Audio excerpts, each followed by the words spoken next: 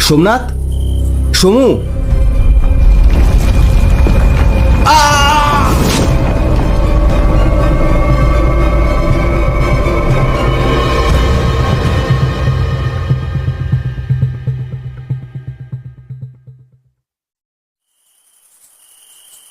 যখন জ্ঞান ফিরল তখন দেখলাম পাশে একটা চেয়ারে সোমনাথ বসে আছে।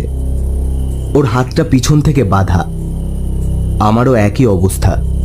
এগুলো কি হচ্ছে সোমনাথ? জানি না, যদি বেঁচে ফিরি তাহলে সব বলবো। তবে ভাই, আজ বিকেলে যে আমায় ফোন করেছিল সে সে মানুষ না ভাই, সে মানুষ না। মানে?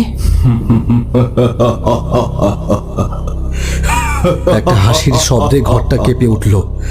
সামনে দাঁড়িয়ে আছে সেই পিশাচটা।